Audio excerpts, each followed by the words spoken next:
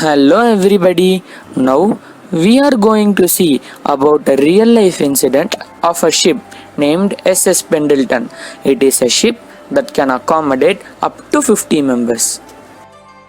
In the year 1952, 32 crew members were traveling in that ship across the ocean. Unfortunately, it was caught by a dangerous storm and was caught in the midst of the ocean. The waves were gigantic. Suddenly, the ship rose to the top of each wave, and endless enormous sea waves were rolling towards it. The wind was screaming arrogantly. The crew members were sent by the captain to a safer place near the engine room. The subsequent waves continuously hit the ship, and it was broken into two.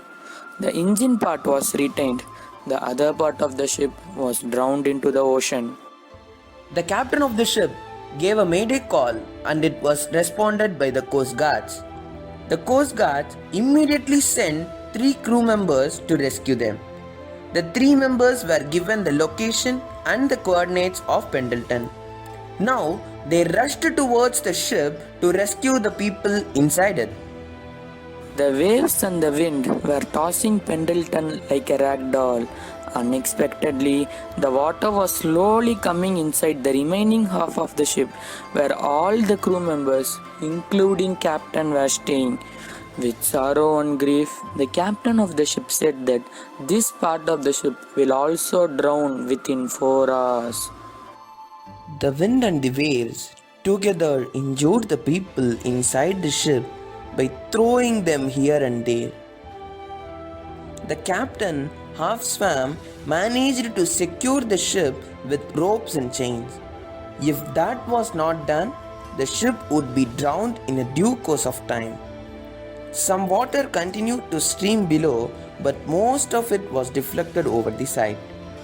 Now the captain said that the ship could only retain 3 hours.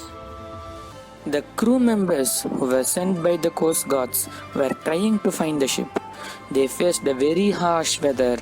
They went through huge waves and finally reached the most dangerous part of the ocean. Now they searched for the coordinates of Pendleton. Unfortunately, it was lost in the water and they had no clue to find the ship. However, they believed in the great presence of God and proceeded ahead in the search of ship.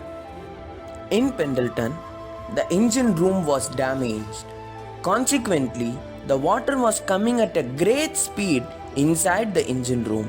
The water was flowing into the exhaust of the engine. As a result, all the system got collapsed and went out of their control, and also a small motor bursted.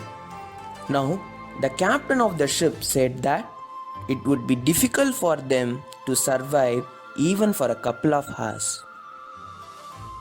All the lights of the ship went off. It was fully dark in and out of the ship. Now, there are no possible ways for the Coast Guards to rescue the crew members as there were no lights in the ship. Unfortunately, the coordinates and compasses were also lost in the water. After an hour, the ship in which the Coast Guard team came was hit by a huge obstacle. At the same time, there was a strong vibration in Pendleton. One of the Coast Guard switched on the light and saw what the obstacle was. It was nothing but the ship which they are searching for, the Pendleton. On experienced with the vibration, all the crew members came out of the ship, and for their surprise, they found that the rescuing team has arrived. Another problem arose. The ship in which the Coast Guard team came can accommodate only 12 members. However, all the crew members were shifted into the rescuing ship from Pendleton except an old man, as unfortunately he slipped and fell into the ocean while shifting. Now, the captain of the ship asked the Coast Guard team that how did they reach them. They replied that they suspected that the engine would be flooded with water and the condition of the ship to be out of control. Naturally, the ship must move only in the direction of the waves. So, the Coast Guard team followed the direction of the waves and partially completed their mission. They were all now returning back. They informed the lighthouse that their work was successful and they were returning back. The captain in the lighthouse was very surprised and was happy. He eagerly waited for their arrival.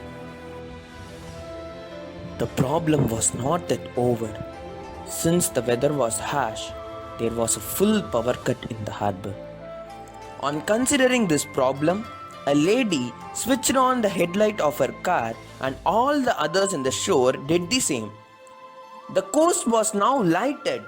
All the crew members saw this from a distance and were overjoyed.